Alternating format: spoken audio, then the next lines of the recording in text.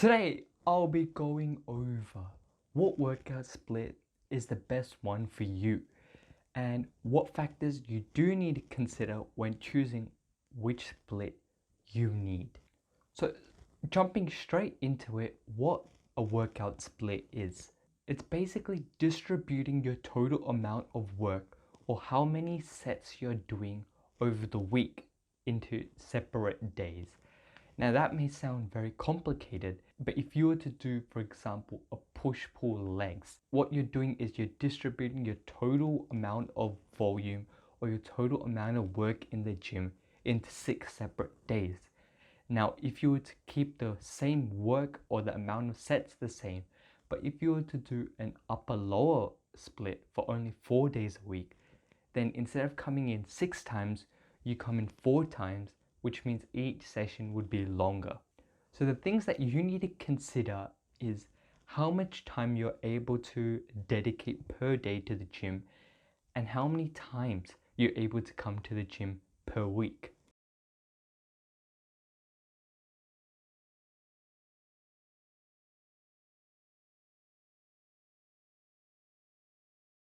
When it comes to how many times you should train per week, staying between 3 to 6 is a good idea. And asking yourself how much time you're able to allocate on each of these days is very important, because in the future, if something was to happen and life became very stressful or you had many things to do, you'd still be able to go to the gym and do your workout, or you fit your time in the gym into your already hectic schedule.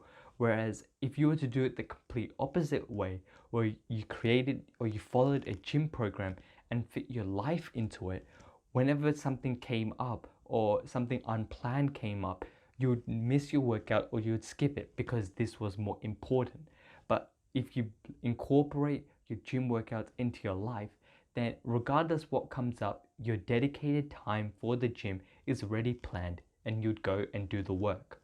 Now, why push-pull legs is so attractive at the beginning, or why so many people do it, is if you were to take person A who's doing push-pull legs and he's just started in the gyms, and person B who only does a 3-day full body split and he's also a beginner in the gym.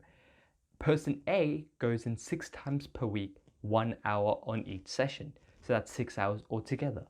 Person B, 3 times a week, 1 hour, so 3 times. And because person A is doing effectively double the amount of work of person B, he's obviously going to gain more muscle. Who doesn't want to gain more muscle? But this doesn't mean that 6 days a week is the only way to go, because you can always add more days as you continue progressing. It's better to have a long-term mindset and first start off with the bare minimum, so 3 or 4 days per week, and do that consistently and not missing a single workout, so you're able to build that routine and consistency. And once you do have that foundation, you can increase as many days as you want, whether it be 5 or 6.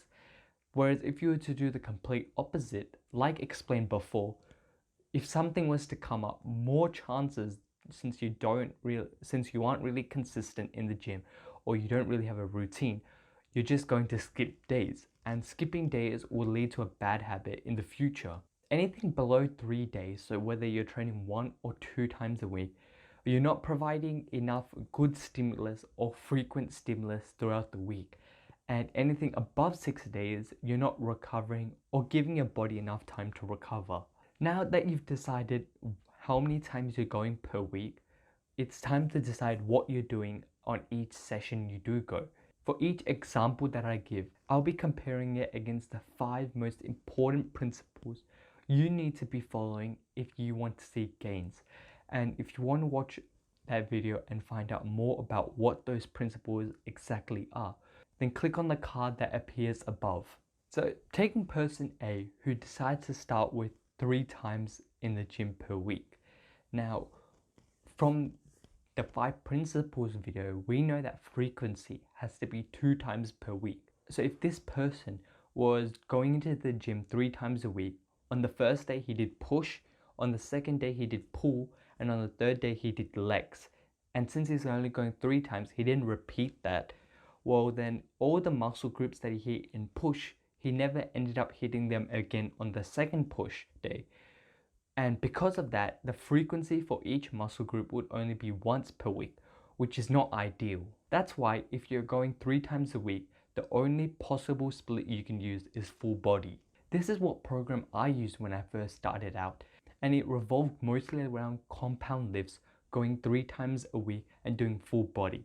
And if you want a full detailed explanation on how to use it, what you need to do, the progressive overload aspect, watch my video on the beginners program. Compound exercises are exercises which use multiple muscle groups when you're doing it. So the most common example, we've got the bench press, and you're not only using your chest, but you're also using your front delts, which are your front shoulders, and your triceps. And because you're only coming in 3 times a day, you can't afford to do a chest isolation like a chest fly and then do a tricep isolation like a cable extension, and then finally a chest press, because you don't have the time to allocate for each exercise individually, each muscle group individually.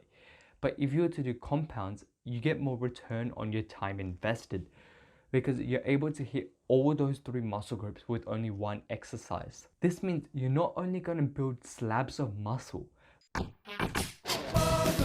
but you're going to build great overall strength since barbell compounds are very easy to progress in. Also, another great thing about the 3-day compound program is since strength comes so easily with the easy progressive overload aspect, barbell compounds are the easiest to progress in.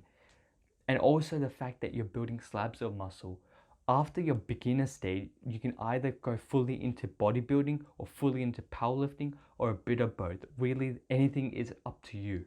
To end the workout off, for any additional muscle groups, so I wanted to do more work on my arms, so my biceps and triceps, I would just do accessory works like bicep curls and tricep extensions or skull crushers. For the second example, we'll be taking a person who goes 6 times a week.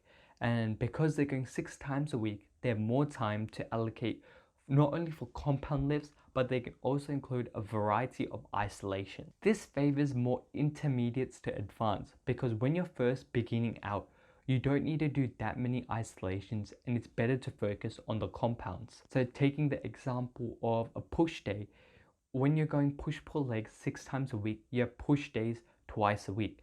And during each day, you may do something like a chest compound exercise, a shoulder compound exercise, another chest exercise, shoulder exercise, and then finish with some triceps isolations. In the end, there isn't one program or 6 days is better than 3 days because it really depends on you. As a beginner, when you first start out, doing too much or spending 6 times a week in the gym will cause so much muscle disruption and so much pain that your body spends more time actually recovering from the damage and the soreness than actually spending those resources building muscle and ingraining technique. When you actually decide how many days to go, think about your actual training age, so whether you're a beginner, novice, intermediate, or even advanced, and that should tell you how much you actually need to do in the gym to grow. You also got to think outside the gym, how many days you have free per week, and on each of those days, how much time you're able to spend. For example, if you're a beginner in the gym, you want to do a 3-day full body split, but you don't have the time to do full body on 3 days, but instead you're able to go 6 times a week, but for a much shorter period of time, like 40 minutes. In those types of cases, you may do the 3-day full body split, but divide each workout into 2. That way you can do 3-day work in 6 days, but each session is much shorter. Following these types of principles will ensure that your workouts are the most fun and you stay most consistent, which would help you enjoy the process in getting swole. Hope you enjoyed this video and may the gains be with you.